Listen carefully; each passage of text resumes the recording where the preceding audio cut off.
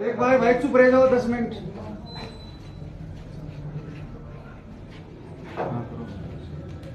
नववर्ष की सबको बहुत बहुत बधाई और शुभकामनाएं। नया साल सबके लिए अच्छा हो, सबके घर में खुशियां आए, ऐसे बाबा राम साहब से प्रार्थना करता हूँ। चुनाव के बाद पहली बार आप लोगों से रूबरू हो रहा हूँ। वैसे तो होली थे सेकंड डे, लेकिन मैं सभी कार्यकर्ताओं का, नवनिर्वाचित जनता का धन्यवाद देना चाहता हूँ, जिन्होंने हमेशा मुझे प्यार दिया, आशीर्वाद दिया, मेरे विकास कार्यों को हमेशा सराहा। लगातार 3 बार भारी मतों से हमेशा से आशीर्वाद दिया। इस बार भी कार्यकर्ताओं ने खूब मेहनत की। विपरीत हालातों में भी कार्यकर्ताओं ने घर घर जाकर लोगों को समझाने की कोशिश की, लेकिन कामयाबी नहीं मिली। जीवन का हिस्सा है हार जीत। जो भी फैसला है उसको सर स्वीकार किए हैं, हमेशा सर झुका के स्वीकार किए हैं।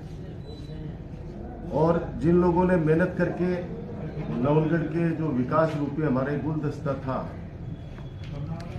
उसको और आगे ले जाने का जो प्रयास किया, उसमें सफल नहीं हो पाए। मैं उन सभी कार्यकर्ताओं से, मतदाताओं से एक ही बात कहना चाहता हूं कि मैं आपका हूं, आपके द्वारा लगाया हुआ पौधा हूं।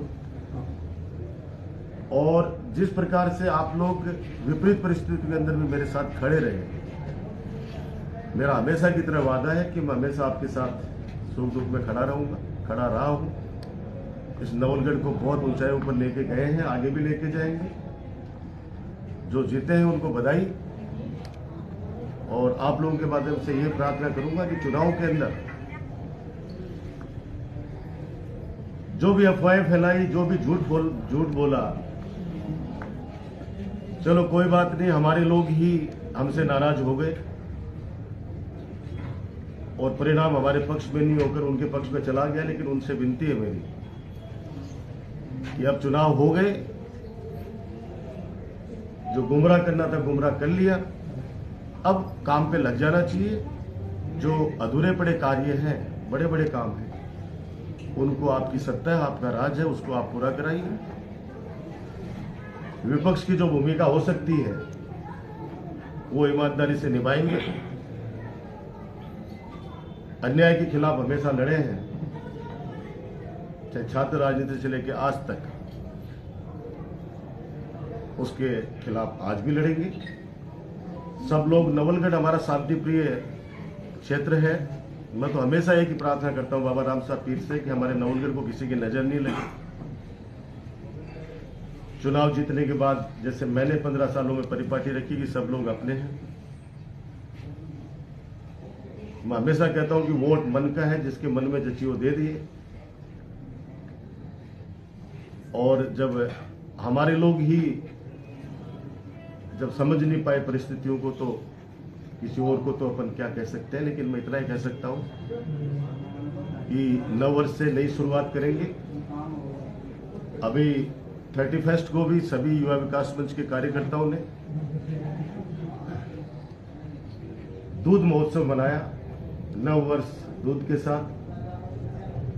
बड़ा ताज्जुब हुआ जब पता चला कि साहब इतना जोश के साथ में हर गांव के अंदर दूध महोत्सव मनाए जा रहे। कुछ लोगों को ताज्जुब हुआ कि अब कैसे मना रहे। भाई, हम लोग हमेशा जनता के बीच में रहने वाले लोग हैं और हमारे जो कार्य हैं उनको हम कभी छोड़ नहीं सकते। वो कार्य जारी रहेंगे जो जन के हित के हैं, जनता के हित के, नवलगढ़ के हित के हैं।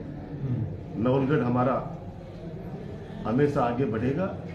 ये आप लोगों के माध्यम से कहना चाहता हूं। किसी को निराश होने की आवश्यकता नहीं है, क्योंकि चुनाव हो चुके, परिणाम जो आ चुका था आ चुका।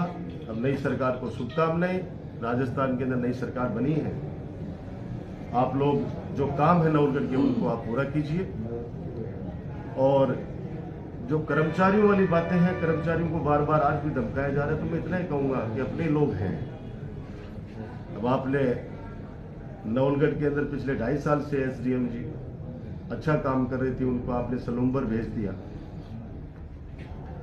तो अधिकारी है, कर्मचारी है, वो तो सरकार के अंदर काम करेगा, चाहे कहीं भी भेज दो राजस्थान के अंदर काम करेगा।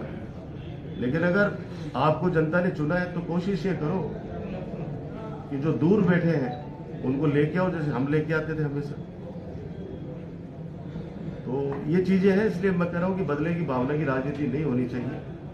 हमने कभी भी बदले की भावना की राजनीति नहीं की। कुछ लोग जो मीडिया में आकर कहते हैं कि साहब हमारे साथ पुलिस ने ये किया, हमारे साथ पुलिस ने ये किया, तो उनका इतिहास देख लो, उनका इतिहास देख लो। अगर कोई आदमी किसी के पैसे मांगता है, किसी के खा गया, किसी के साथ बदमाशी करता है, उसको पुलिस उठा के ले जाती है और उसको पीटती है या जो भी करती है, मुझे क्या उससे। तो बदमाश आदमी के साथ अगर कोई इस तरह की बातें हो रही है तो उसके अंदर तो मैं क्या कर सकता हूँ। उनका इतिहास देख लो। जो भी इस तरह की आवाज उठा रहे हैं कि साहब, जो भी 2-3 लोग हैं, वो जैसा मेरे को किसी ने बताया कि साहब पीछे से ये मीडिया के माध्यम से कह रहे हैं कि साहब हमारे साथ अन्याय हुआ। अरे भाई, आपका घर का झगड़ा, आपके मोहल्ले का झगड़ा, आपके खेत का झगड़ा, उसके अंदर मैं कहां से आ गया। लेकिन समय पे मैं हमेशा कहता हूं कि सत्य परेशान हो सकता है, पराजित नहीं हो सकता। ये बातें जो इन्होंने झूठ बोलकर और हमारे लोगों को गुमराह करके और एक माहौल ऐसा क्रिएट कर दिया गया, आने वाले समय के अंदर जब लोगों के दिल पे हाथ आएगा, छाती पे हाथ आएगा, तो वो लोग खुद उस बात का मूल्यांकन करेंगे कि रियल में सच्चाई क्या थी। अब बार बार एक ही चीज कही जा रही है, ऐसा मेला बनाएंगे, तो बना दो मेला। वो तो ट्रस्ट है, वो तो हर साल लोग कोई न कोई किराए पे लेके आता ही था ना उसका। मैं तो हमेशा कहता था कि भाई ये ट्रस्ट की जमीन है। मेरा उद्देश्य सिर्फ यही था, यही है, यही रहेगा कि इसमें हॉस्पिटल बने। आज 51 करोड़ रुपए की जो सैंक्शन है, आप आने वाले समय में खुद ही खबर चलाओगे आप कि साहब वो पैसा वापस सरकार ने लैप्स कर दिया। क्योंकि जमीन अगर नहीं होगी तो सरकार भी पैसा कब तक रखेगी यहाँ पे। तो मैंने इसलिए उस समय, मैं आपको पिछले 1.5-2 साल से जो लगे हुए थे हम जिस मुहिम में, और उसके पीछे चुनाव के अंदर भी मैंने सबको समझाने की कोशिश की कि भाई ये ट्रस्ट की जमीन है। आज वो लोग खुद ही कह रहे हैं कि साहब ट्रस्ट की जमीनों, किसी की जमीनों मेला तो भरवा के रहेंगे। तो मेला कौन बना कर रहा है? आज मान लो मैं कह दूं कि मुझे सूर्यमंडल के अंदर मेला बनाना है और मैं सूर्यमंडल वालों को उसका पैसा अदा कर दूंगा, तो मेला तो भरवा दूंगा। वहां पे भराते ही है हमेशा। हम शादी के अंदर जाते नहीं है क्या? रामबाग में चाहे किसी भी लोन के अंदर शादी करोगे तो मालिक थोड़ी बन गया।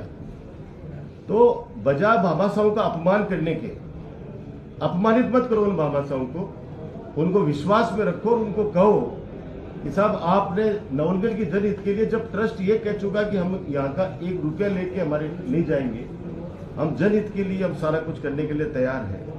तो आपकी सरकार आ गई, हमने हमारी सरकार में कोशिश की, कुछ टेक्निकल चीजें आ गई, इसलिए हम अस्पताल नहीं बना पाए।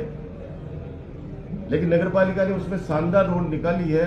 आज उस रोड पे तो सब चल रहे हैं, लेकिन वहां से चलते हुए कहते हैं कि ये रोड तो अच्छी बनी है। तो काम तो सारे अच्छे हुए हैं, लेकिन मैं इतना जरूर कहूंगा कि मेला तो कोई भी भरवा सकता है भाई।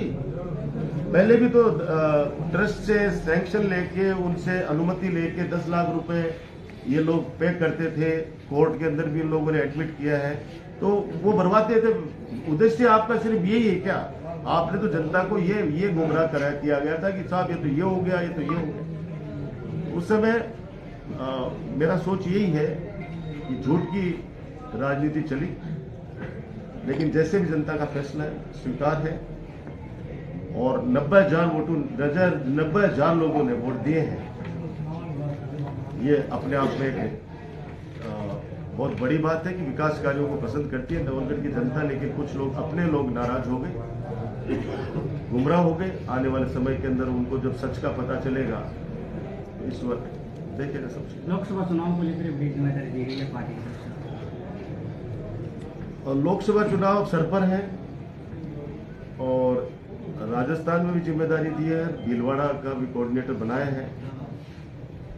कोशिश करेंगे कि जनता से जाके वहां पे मिले, जनता को समझाएं, अच्छा कैंडिडेट दें, ताकि राजस्थान के अंदर कांग्रेस का एमपी जीत के जाए, ऐसी उम्मीद करते हैं ईश्वर से। सर, आप 15 साल सत्ता के पक्ष में रहे हैं और विपक्ष में मतलब पहली बार आए हैं, तो नवलगढ़ को भी आपके अनुभव की तो से किस प्रकार देखोगे? विपक्ष में हम 5 साल पहले भी रह चुके सरकार पहले भी 5 साल बीजेपी की रह चुकी। उस समय सीवरेज की योजना को इन्होंने बंद कर दिया था। हम लोग अनशन पे बैठे और तुरंत प्रभाव से वापस सीवरेज का काम शुरू हुआ नवलगढ़ के अंदर। तो सड़कों पे संघर्ष से ही हम लोग आगे आए हैं। मैंने कहा किसी राजनेता के बेटे नहीं है। संघर्ष करके, सड़कों पे संघर्ष करके, चाहे छात्र राजनीति हो, चाहे मुख्य धारा की राजनीति हो, संघर्ष करके आगे आए। मैंने कहा ना कि अन्याय किसी के साथ नहीं होने देंगे। किसी को घबराने की आवश्यकता नहीं है, किसी को डरने की आवश्यकता नहीं है। आने वाले वक्त के अंदर अगर कोई इस तरह का मामला हुआ, अब जैसे पोलशा के अंदर सरकारी भवन को गुंडागर्दी करके कुछ गुंडा तत्वों ने तोड़ दिया। सैनिक कल्याण भवन उसको बनाया गया था। उन्होंने अपनी मेहनत की कमाई से उस भवन को तैयार स्वयं ने किया, तिरंगा ध्वज वहां पे लगाया और उसके बाद गुंडागर्दी करते हुए उस भवन को तोड़ गए। तो ये इस तरह के अन्याय है। तो हम जनता के साथ इस मामले पर हमेशा खड़ा रहूंगा कहने की। Thank you so much.